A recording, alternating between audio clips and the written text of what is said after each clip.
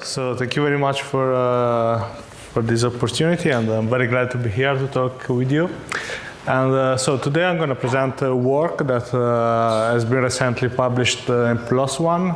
And so I'm an environmental engineering by training, and after a lot of experience, started to work on cities, and particularly what people call smart cities. And what I want to talk today is how can data help us to better understand cities today. So this one just to give you an example. So cities occupy the 2% of cross surface of the Earth. They host up to 50% of world population. They are responsible of the 75% of energy consumption and 80% of CO2 emission. So the importance nowadays to work on cities, to work on make cities more sustainable, is a hot topic. And if we do small things to change cities to make cities better, we can give a big improvement for our society. And this one, so nowadays more than half of the human population live in cities, and the projection is that it will be reach 5 billion up to 2030, and this number tends to grow up until 2050. That they say that it will be cities can host up to 7 billion people. And so there is a lot of question nowadays, so big data, smart cities, etc. And to have a definition, it's not clear how to define smart cities, how to define big data. This one is an example. Big data, I don't know, probably is everything that cannot fit an Excel spreadsheet. So this one is just a definition. So this one is a 5 billion gigabyte, and this one is the amount of information that has been generated from the dawn to the humanity until 2003. So every kind of book written, every kind of piece of art that we can find in libraries, this is the amount of data that has been collected and generated. And this one is the amount of data that we produce every 24 hours. With our devices, with our activity, and most of this data is generated in cities. And while this one are the connected devices that we have nowadays, because of course we leave traces in our cities in different ways, and in particular with our devices, not just taking a metro or going through a sensors, but also talking with each other and with other devices. And the projection from Ericsson, they say that we can reach 50 billion connected devices up to 2030. So then what we live today, we live our city are computer open air, so we can have really a lot of information, and the new technologies, the devices are creating a new layer up to the physical layer in which we live. There is this digital layer that will give us a lot of information. And this one, how the traces can be, how this layer can be represented if we see how people tweet between each other in city. So what I'm going to talk about today is a project that started when I was at MIT, and is a project in collaboration with the Spanish bank, BBVA. And basically, in this study, we were able to have data from credit card transactions during 2011. And these one are the data that we analyzed. So we have more than 10 million individuals and more than 20 billion euro of spending activity in Spain. And so this one is an example, and how data can can tell us a story by itself without even analyzing it. So this one is the Easter week in Spain, and these one are the transactions that we analyzed and we visualized. And here we can see that normal days, Monday, Tuesday, we can see very similar patterns. So here we have grocery in blue, gas station in yellow, and fashion and bar in red. So here how people spend. But then when we approach close to Easter, things are changing. Of course, people tend to change their behavior. And this one is just how, for instance, during the Saturday, we can have, before Christmas, a lot of activity in grocery. Why this not happen on Friday, for instance? And the data here, without just visualize it, can tell us a story, can tell us a lot of our activities, of our behavior. And it's very important because until, let's say, until 10 years ago, most of the decision making that we take from policymakers, decision makers, were based on census, on data based on go on the street, make interview to people, and have very static and very qualitative data. So the decisions that were made were based on these indicators that were static, they were not dynamics, they were very difficult to sample. And here the opportunity that we have for our policymaker and decision maker is to have what we call a digital census. So to really have information about quality of air, about economy, about social interaction in real time. So we analyzed what happened in Spain, and in particular in the Spanish provinces that we have, in Spain we have 52 provinces. And so the objective here is, in this project, is to start from those data, from those transactions, to build a model which is able to predict official economical statistics, official economic quantities, such as GDP, housing prices, unemployment, crime rate, education, and life expectancy. And what we did in the first moment is to extract futures from the transaction themselves. And we divided those, we extracted 33 indicators that is possible to divide in 3 main categories. In particular, how is business doing, what are people spending, and what are people buying. And this one, of course, will be the futures of our the input of our model. And again, here, if you want to have a look, we develop also this app, which is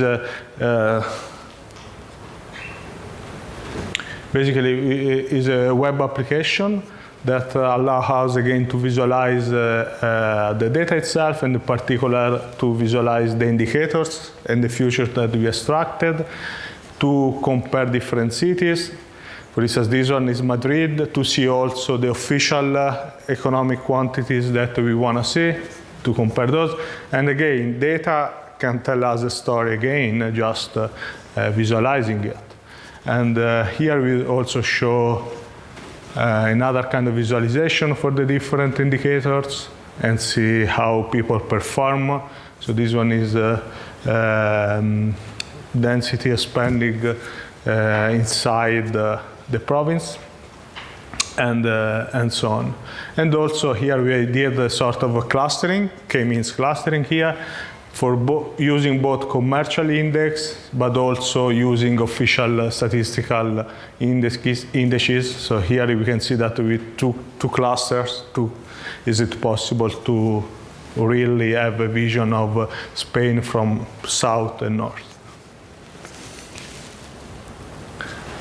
So this one is the model that we developed. We developed this model in which the first phase is the future extraction. Then we have the normalization of our indicators. Dimensionality reduction, we did the principal component analysis. Outlier removal. And finally, a cross-validation with a k-fold cross-validation. And what we did is to do, of course, a hyperparameterization. And also, after that, we went back to change the number of PCA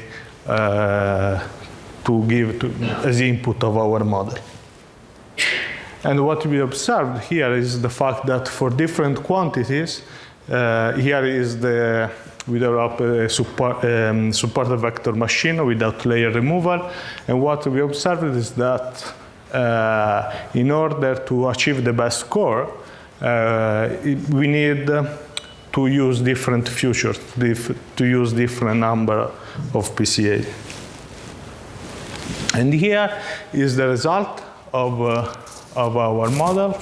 And we can see that this modus operandi works quite well when we are going to talk about GDP, housing, unemployment, that in somehow are very correlated to the spending activity of people. But also it works well with education and less with the crime rate and life expectancy. So this one is the visualization of the prediction. On the left, we have the real value of the GDP, while on the right is the predicted one. And again, you can see that our model performs. And what we did also is how to show how this model could, this methodology approach can be applied using different kind of regression model. And here we have the comparison between different kind of models. So here, the challenges that we have here in this procedure is to go to the final scale, because it's not possible to find such information if you want to go to see neighborhood level, if you want to characterize the cities in a small final scale. And so this one is it will be the next process, is to really go inside the city itself to analyze neighborhood and to quantify somehow quality of life of cities using, in this case, credit card transactions. So thank you very much for your attention. That was all. And yeah, all like these one are my contacts and the collaborators of this project. So thank you.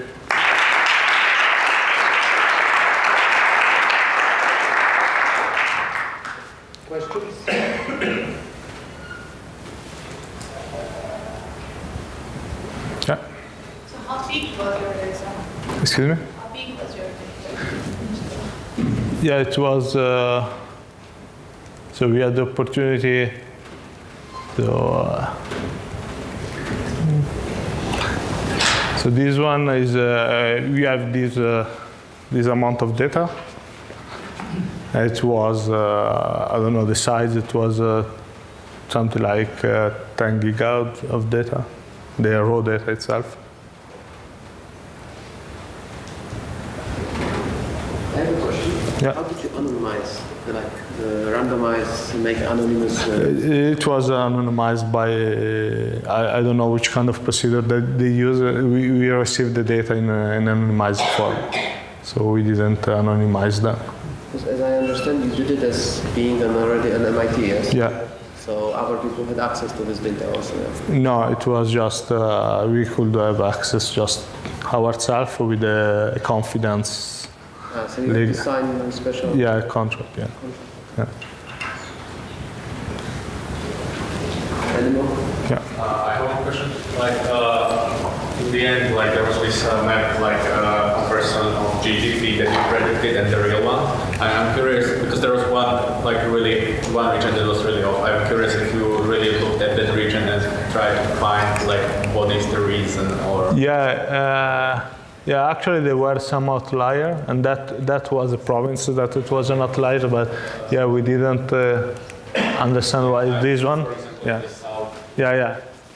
Yeah, we didn't understand why. It might be an interesting question, like how is that region different and why? Yeah, sure. Yeah, that's definitely is an interesting question. I have one more question about anonymization of data. Because it's usually is a big problem when you take out the data from a company. So did you have information of the whole transaction history of each person? Like this person bought this, and this? So basically we have the information of the person and also where they live in terms of zip code. And each person was anonymized with a unique ID.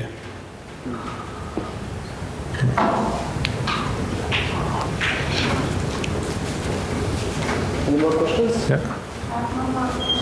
How did you define your outlier? Or a statistical outlier? Yeah, it was a statistical outliers. We just removed the outliers with the 95% between 5 and 95% of confidentiality. That was. Yeah, because the fact that there are some provinces in Spain that are really disconnected also from Spain itself. There are, for instance, Balearic Island or very small provinces that are very different from the others. So there could be a different lifestyle of people that are not actually an outlier. That's very different from the common lifestyle of the Hispanic people. So yeah, exactly. they might be statistically outlier, but not that actually outlier, just different. No, yeah. I mean, yes, of course. I mean, also because Spain is a very heterogeneous country, so. Yeah.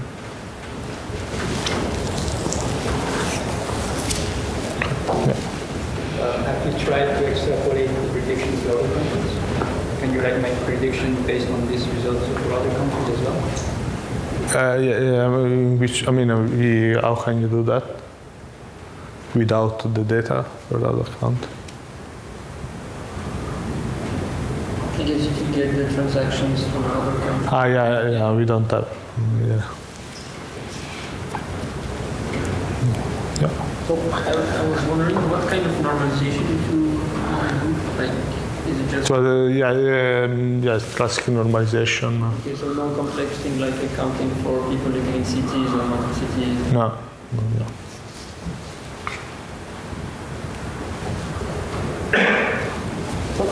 We're going to be preparing for our next speaker.